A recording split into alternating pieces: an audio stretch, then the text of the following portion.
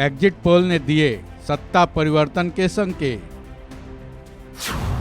कर्नाटक में किसकी बनेगी सरकार? अब वोटिंग ट्रेंड ने किया बड़ा इशारा। 10 मई को कर्नाटक विधानसभा चुनाव के लिए वोटिंग हो चुकी है। वोटिंग के बाद एग्जिट पोल के नतीजे भी सामने आ चुके हैं।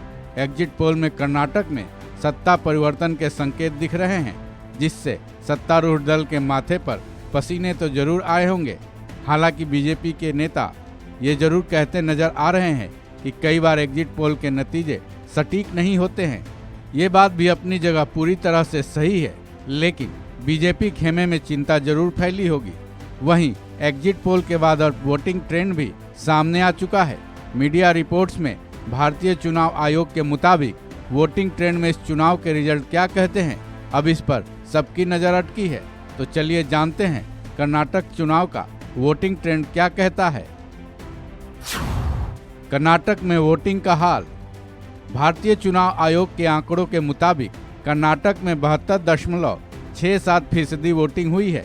हालांकि ये आंकड़ा बढ़ सकता है, क्योंकि चुनाव आयोग की तरफ से पोस्टल वोटिंग और वोट फ्रॉम होम के आंकड़े अभी जारी नहीं किए गए हैं। पिछले साल के मुकाबले इस बार ज़्यादा वोटिंग हुई है। 2018 के चुनाव में 72.44% वोटिंग हुई थी। वहीं 2013 में कर्नाटक विधानसभा चुनाव में 71.83% वोटिंग हुई थी। मामूली ही सही, लेकिन साल दर साल वोटिंग में इजाफा होता नजर आ रहा है। वहीं कर्नाटक के मंड्या जिले में सबसे ज़्यादा वोटिंग हुई।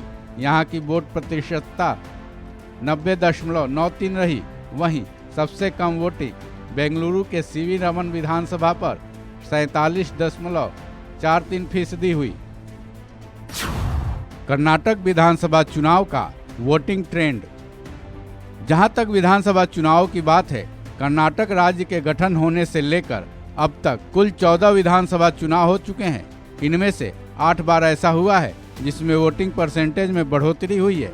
लेकिन चौंकाने वाली बात यह है कि इन 8 बार में केवल एक बार 1962 में कांग्रेस ने सत्ता में वापसी की थी। वहीं अगले 5 चुनाव ऐसे रहे जिसमें वोटिंग परसेंटेज कम रहे। इसमें बीजेपी भी केवल एक ही बार सत्ता में वापसी कर पाई थी। वहीं 14वीं बार यानी 2023 के चुनाव के नतीजे अभी आने बाकी हैं। चुनाव आयोग के मुताबिक जानते हैं कि किस चुनाव में कितने % मतदाताओं ने अपने मत का इस्तेमाल किया था। ये आंकड़े 1999 से लेकर अब तक के हैं, क्योंकि 1999 में ऐसा पहली बार हुआ था जब कर्नाटक चुनाव में वोटिंग परसेंटेज में इजाफा हुआ था। वहीं इन आंकड़ों के मुताबिक कर्नाटक चुनाव के इतिहास में ऐसा पहली बार हुआ है कि इस बार सबसे ज़्यादा मतदान हुए हैं। कर्नाटक विधानसभा चुनाव में 1999 में 67.65% वोट पड़े थे।